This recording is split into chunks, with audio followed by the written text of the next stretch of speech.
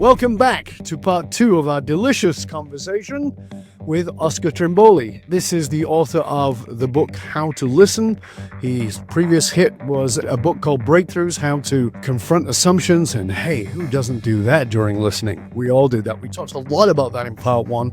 We talked about insights that Oscar gave us about how we listen and how we speak, and the speed at which we do these things versus the speed at which we process information, and how that really gets in the way of us having really great communication. So listening isn't just about using your ears, it's about slowing down your mind to actually pay attention in a profound way. There's so many nuggets in part 1. If you just happen to have landed on part 2, I really encourage you to go back to part 1 and listen to that, because I think you'll get some really profound insights. We talked about listening with your ears versus listening with your eyes, and we just kind of touched on that. So let's go a little bit further with that, Oscar, because I don't think that people realize that we do that. You listen with your ears, right? No, do you? So tell us a little bit more about that so we can understand it. Yeah, and there's a beautiful episode from America's Got Talent that Dov recorded that I encourage you to go into as well, because she talks about not just the ability to listen with your eyes, but listen with your whole body. And for many of us, we're not even conscious that we can use our body to process our listening. It's in fact our biggest listening instrument is that we're listening with our body. For many of us, video conferencing is either liberating or frustrating. And if you're primary visual, ironically, video conferences frustrate you because you're listening to processing in your eyes in a workplace environment where you can simultaneously look at the group or the individual and all the body language they're giving you back, not just from the shoulders up, not just from the talking head, but everything that's happening below that, how the fingers fidget, how the body moves, how the spine is twisting, how erect are they, how leant forward are their shoulders coming in. This is all examples of visual listening. If you're auditory first, in fact, you have no problem with video conferencing, you don't mind. And if you want to discover what sort of listener you are, listen to this podcast with your eyes closed and then listen with your eyes open and figure out which one of those two works best for you, because it will signal to you whether you're primary auditory or primary visual. Now, Dov, with that really simple heuristic, what do you reckon you are? Visual. So how do you go with video conferencing? Video conferencing is good for me for one simple reason. I'm not just listening. I make sure I'm really paying attention to the visuals. So I'm looking for micro cues, which is my specialty. So I'm looking at that twitch of your nose, whether your pupils dilate. I'm looking at the heartbeat in your neck. I'm paying attention to a lot of other things. And I can do that. Yes, I miss the crossing of the arms or the tapping of the fingers or the little fidgety things. Sure, but there's enough clues from the neck up for me, so it's okay. In fact, I find it very difficult to listen just by listening. So for instance, if you and I ask somebody, have you read this book? And they go, oh yeah. And I'll say, did you read it or did you listen to it on audio? Now, most people today, it's like I listen to the audiobook. And I ask them one simple question. What was the last physical book you read? And they go, whatever it was. And I go, okay, now let me ask you a question. What were you doing while you were reading the book? I don't know. I was reading a book. I go, yeah, what were you doing while you were listening to the audiobook? Well, I was driving. Yeah, exactly. There's a difference of being present with when you are visual as well as auditory. So my best example, and this is how I do it because I'm dyslexic, and so I don't read a book at a time. I read between 5 and 10 books on a subject at a time. It doesn't hurt that I'm a polymath. But when I read, I will often listen to the audio while reading the words and running my finger over it and then highlighting and taking notes. So I'm using all of those senses. That's why I know that I'm more visual, but I like the audio as long as I can pay attention to something. Yeah. And what speed are you listening at? 125. There you go. So because I'm also a slow reader because of the dyslexia. So if I listen at 125, I have no problem. But if I try to read at my reading space because of dyslexia, I jump back over the line before. I'm like, did I just read that? So it's very good for me. Excellent. So for many of us, just knowing what preference we have can set us up for success. What does that mean? If you're primary visual and you have a choice, then make it face to face. Yes. Here's the other part of the simultaneous equation, though. What about them? What is their preference? And if there's a mismatch there, it plays out in the language you use. So if they're primary auditory and you're using very visual metaphors, that may not connect at all with what you're saying. So there is this balancing that needs to take place for effective communication. So conscious of you, conscious of them. And when you're in relationship with someone, you've had 3-4 meetings, you can bring up, hey, I notice you take a lot of notes during the conversation. Would you like me to pause when that happens? You can start to get to another level of listening, because note taking is an example of signaling listening back to the other person. So keep that in mind too. Yeah, and this is the other thing. So now you're talking about a separate subject, which is listening for styles. So you've got your visual speaker, you've got your auditory listener speaker, and then you've got your kinesthetic, and that will show up in language patterns. So somebody says, I feel all the time. We know they're more kinesthetic. If somebody's saying, I just imagine, or I can picture, or when I hear that, okay. So looking for those dominants, because that's what rapport is. Rapport is feeding back inside of their language pattern, because their language pattern will allow them to listen more. If you're speaking to a kinesthetic individual and you're only using visual or you're only using auditory, they're not going to hear that well. If you're listening to a visual, by the way, they're going to speak faster than a kinesthetic person. And a kinesthetic person is, oh, you're going too fast for me. And a visual person is like, come on, I'm napping here. Come on. And this is why I say to many people, some authors should remain authors. They should never be speakers. And some speakers really have a hard time writing for that same reason, because there's a difference in style. And as a great copywriter, you've got to learn how to deliver each section in your 3 different styles, so that I kind of lost them on that paragraph, but I brought them back in this one. So there's also that style. Do you agree with that, or am I wackadoodles as far as you're concerned? And that's okay too. In the books that I've written, there's always stories, there's always statistics, there's always practical things to do. And you've made me conscious that those 3 labels overlay perfectly on them. That's why when people read the book who know me, it's like, oh, Oscar, did you really write this book? It's so well written.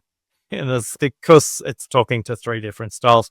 Shout out to Kelly Irving and her crew who helped me with the editing of the book at page 2, the publishing house. Thank you very much. It's really interesting. I know that with my writing, people will say, I hear your voice, because it's a very specific style. And that style makes sure that I try to go through the 3 ways that people respond. And that's just something I've learned to do because I was a bad writer. I was how to be a good writer. So we're talking about speaking and listening. As we speak about what it takes to listen, what it takes to speak and get heard, I want to ask you a question, because I find this interesting. What do you wish more people knew about you, but you rarely get the opportunity to talk about? Because I think that we only share or speak when we're certain somebody's going to listen. So what do you wish more people knew about you, but you rarely get the opportunity to talk about? I'm such a nerd in the statistics of my listening database. I am very cautious and deliberate that I don't want to say anything that I can't back up by the evidence in my database. So because of my background, I've worked with a couple of software developers who've used machine learning to extract additional information from the responses in the database that helped us to code level 1, level 2, level 3, level 4, level 5, to code the 4 villains of listening. So what I don't tell most people is I spend way too much time in pivot tables and graphs than you think would be natural. So basically you're a nerd. When it comes to listening, I would Right. say I am.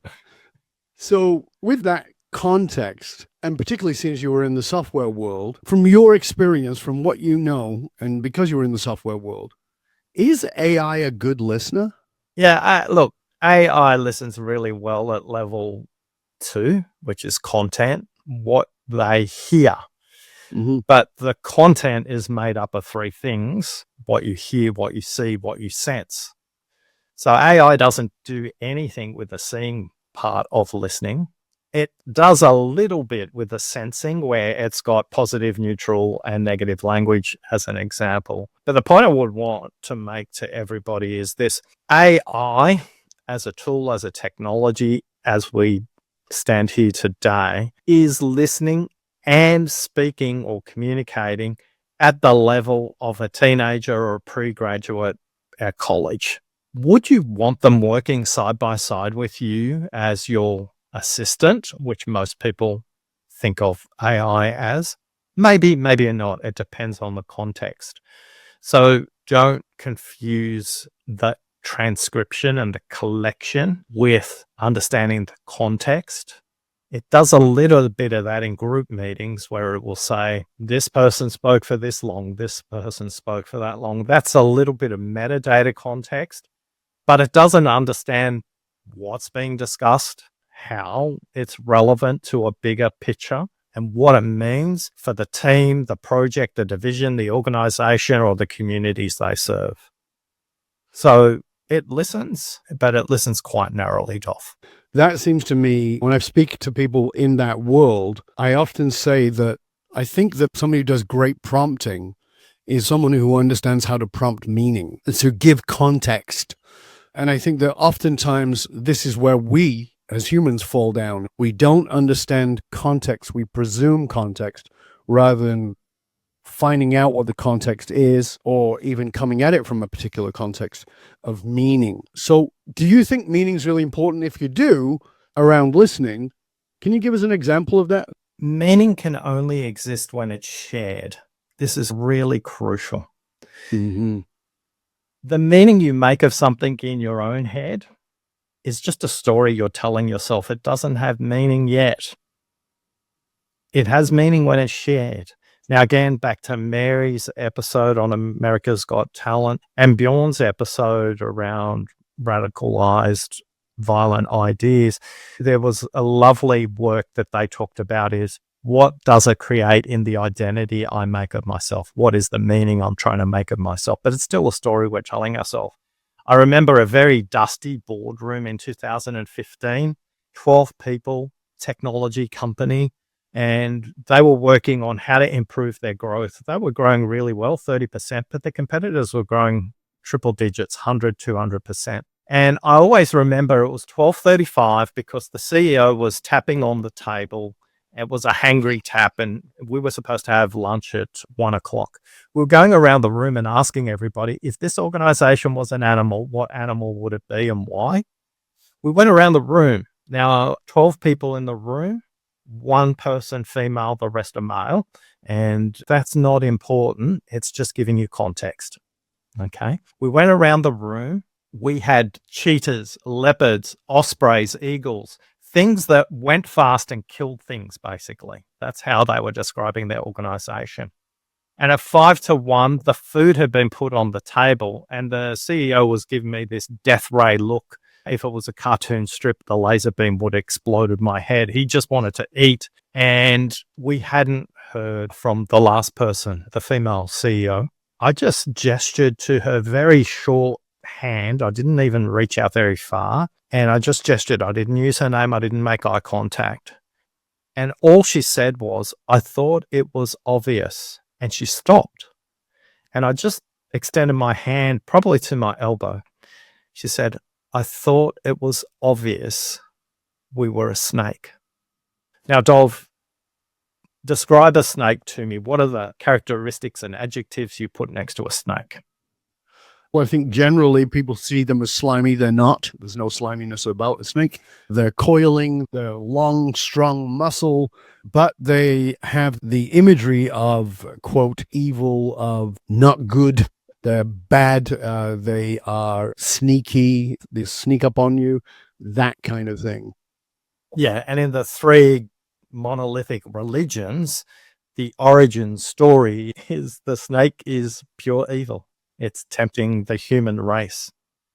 Now, what you don't know about Eileen, she's from China. She does not have that perspective. Right. The room, you could feel the tension go up because everybody's interpreting these negative connotations that you just mentioned, because everybody in the room came from traditions where the snake was bad. Yes. I fully extended my arm. I still didn't make eye contact and invited her to continue. She said, "We are a snake because we've forgotten to shed our skin every season. Every season, we keep systems and processes that are holding us back from growth, and the room explodes. Everybody starts saying, yeah, and this system is broken and that system." And the meeting went on till 1:30. Nobody touched the food. And that was a huge breakthrough for the organization. They built little beanie snakes as different snakes for different code names in products. They integrated the snake metaphor, and everybody said, have we shed enough skin on that one? Now, there's two parts to that. The first part is, are you listening to everybody in the room? The second part is, are you listening to what they mean? Because when you listen to what they mean, they feel seen, they feel heard, and they feel valued. And when they do, they give you discretionary effort. So be careful what meaning you make when somebody describes something as a snake, because in China, in fact, we're in the year of the snake coming up. The characteristics of a snake is very different. They don't have all the negative connotations that necessarily we place on it in the West. Meaning matters, creates movement in communities, as Dob says. You can see in that example, it moved them from 30% growth to triple-digit growth and really got their export revenues working well. What a great story about that, because you and I have talked about this before, and I talk about it in my work, is that if you don't sort out the meaning, someone else is going to do it for you. And if someone else does it for you, they're probably not going to do it in a way you want, and it's not going to create the movement you want. This was the fall of the Democratic Party in the last election, is that they didn't connect meaning to the voter. And Donald Trump did.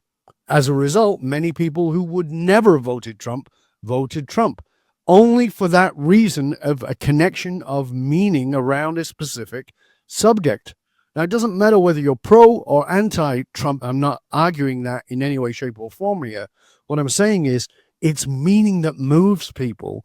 But as Oscar just said, if you don't bother to find out the meaning, you're going to place your own on it, i.e. snake evil versus snake shedding its skin and transforming constantly. Whoa, vastly different and vitally important.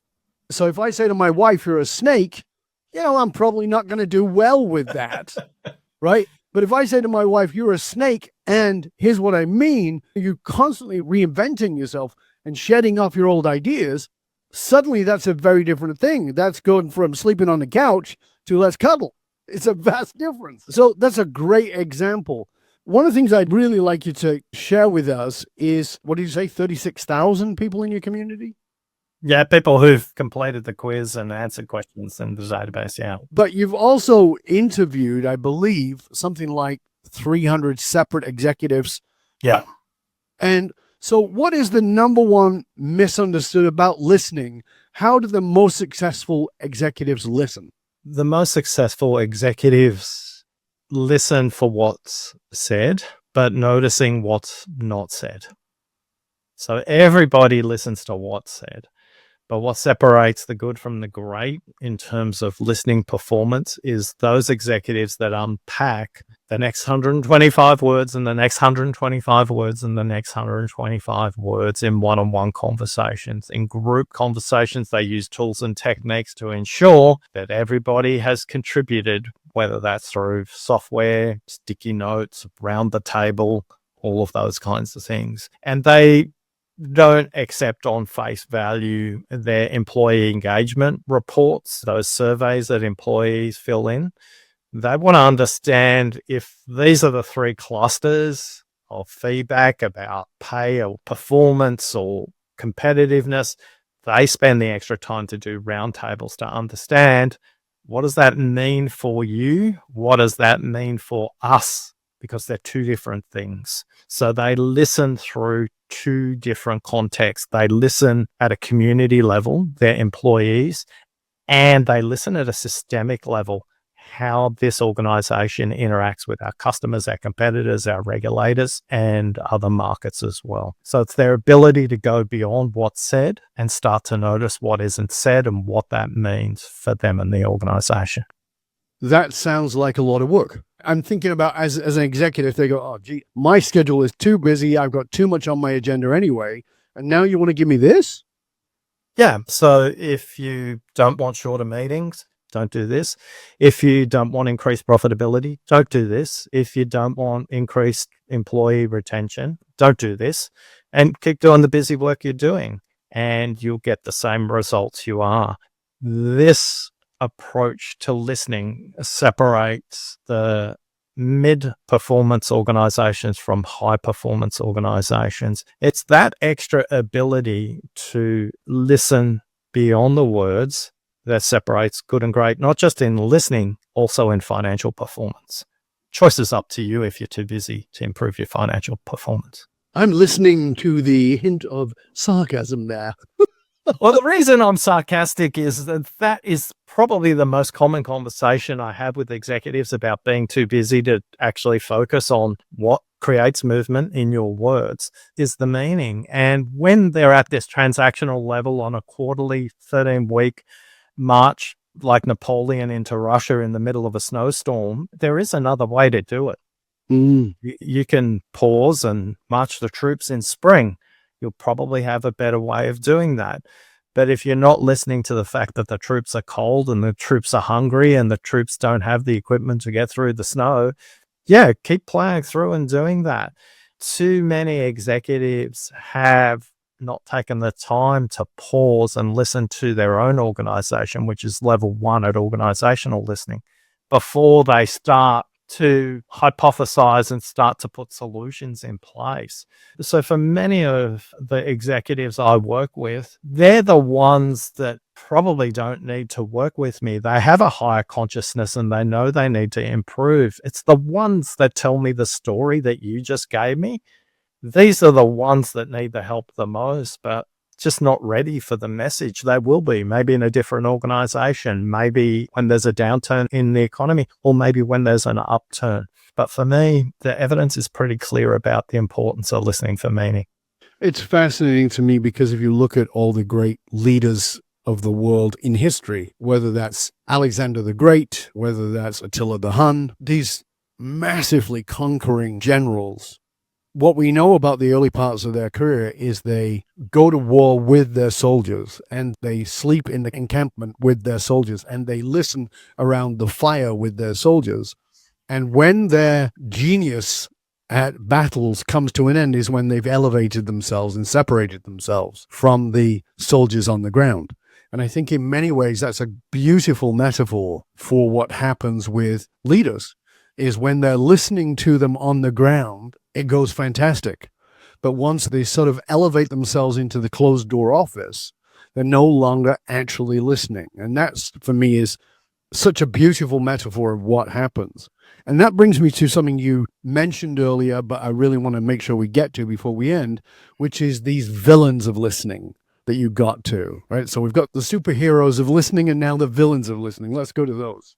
Yeah, there's 4 villains of listening. There's the dramatic listener, there's the lost listener, there's the shrewd listener, and there's the interrupting listener. All these labels came out of the research where the research participants actually labeled them. This was the word clouds, the language they use the most. Dramatic listener loves to listen to your story. Oh my goodness, this merger is a disaster. The dramatic listener will go, you think this is a disaster? Let me tell you about the merger I went through, and off they go telling the story.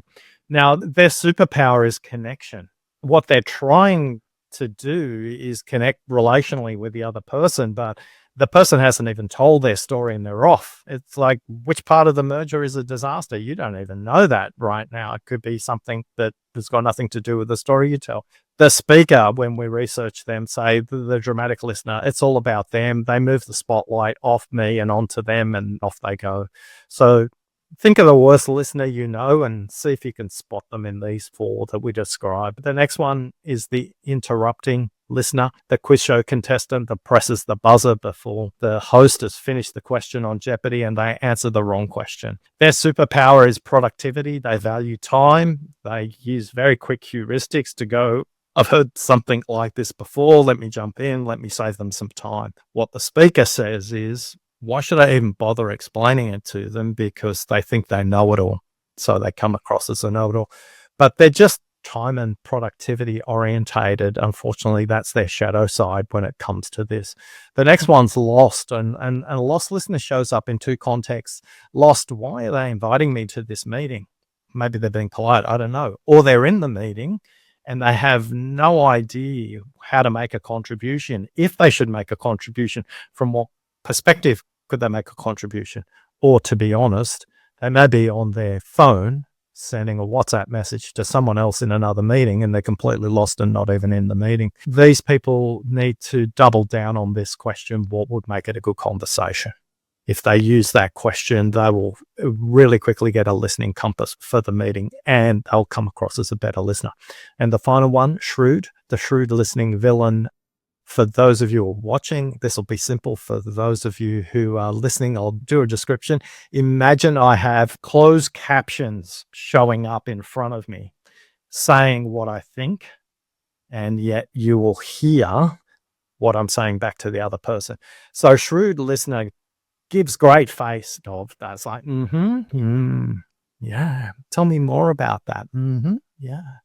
What's happening in their thinking and their closed captioning? Oh my God, this is such a basic problem. I'll solve that really quickly. They haven't even thought about this variation and this variation and this variation. And I'll slow down and I'll pretend I'm listening to them. What the speaker sees is, I know they're trying to fix me, but they're not listening to me. I wish they would just slow down and listen to me. The shrewd listening villain disproportionately represented in support functions, legal, accounting, IT, human resources, sales, all these functions, engineering, disproportionately represented. And by the way, I'm a shrewd listening villain. And secondary, lost at home. When my brother-in-laws talk about cameras, they always banging on about Canon versus Nikon, and I've got a phone. It's my camera there. So did you have, Dov, a really poor listener, and which one did you kind of categorize them into? The thing that I wanted to ask about it as we get towards the end of the show here is, what can somebody do if they have a boss who is one of those villains? Because again, there's a power differential here. And so if your boss, your person that you are reporting to, having to communicate with, operates out of one of those dominant villains, how can I, as the employee, deal with that in a way that really will make it better? Same answer for 3, one different answer for 1. So I'll do the lost is a different answer. Lost shows up like this. You go into your manager's office or Zoom or whatever, and it's like they're tapping away, they're doing whatever. Yeah, I'm listening, doing something else. You see they're not engaged. Just simply stop and pause. That silence will create a magnet for their attention immediately. And then the question you ask is, look, I sense now might not be a good time for this conversation, and just stop. Don't say anything more. And they'll go, yeah. Or no. Or they'll go with a bit of self-awareness and say, can you give me 2 minutes to get this email out, and then I can give you my attention. For the other 3, it's back to that anchor question. If you don't use the anchor question, what will make this a good conversation? So with the dramatic one, you say, hey, look, by the end of this conversation, I want to have 3 techniques to deal with my manager through this merger. Great, because then they're not going to jump away and go, it's about the merger. It's actually about the manager. For the interrupting one, this is what would make it a good conversation. I've already thought about this, and this. I need a thinking partner to bounce off something else. For the shrewd, again, what will make it a good conversation for me is, I need you to prompt me with really strong questions. But I need you to do that along the way rather than coming up with a solution, because I want something. So back to that anchor question, what will make it a good conversation for me is ... Those are excellent, really excellent, and very practical. Oscar, it's been a pleasure and an honor, sir. Thank you so much for being with us. Thank you for all that you've shared. I want to make sure that people can reach out, can tap into the resources you have. So again, if you wouldn't mind, please tell people where they can find out more about you, about your podcast, and about all of your resources. Yeah, find out more about your listening. Visit listeningquiz.com, and you can find out which one of those 4 villains of listening you might be, but tailored tips to do something about it. And if you want to listen to the Deep Listening podcast, where we interview the widest range of workplace listeners, Deep Listening is the podcast to put into your favorite podcast catcher. Thanks for listening. Fabulous. Thank you so much. Thank you, Oscar. And for you, remember, dear listener, those who control the meaning for the tribe also control the movement of that tribe. Leaders committed to positively shaping the political and business landscape know that they've got to tap into what drives human behavior. I'm Dov Barron. I show businesses, teams, and leaders how to harness the emotional source code to move their tribe, because unified, actualized meaning is the single monolithic difference between mediocrity and greatness for all individuals and companies. Remember, we need your help in staying relevant, so please go to wherever it is that you tune into the podcast from and do us a favor. Rate, review, and subscribe to the show. It really makes a difference, and we really appreciate it. And of course, a big thank you to you for sharing the show with everybody you know and for being a regular listener, if that's who you are. Till next time, stay curious, my friends, stay curious about whether one of the listening villains is running your ears and your mind. Think about how you can listen better, and think about putting that question that Oscar gave us in part 1 and in part 2 and applying that to every conversation. And I'm going to challenge you, even though Oscar didn't, to use it at home. I think it would be very powerful in your relationships.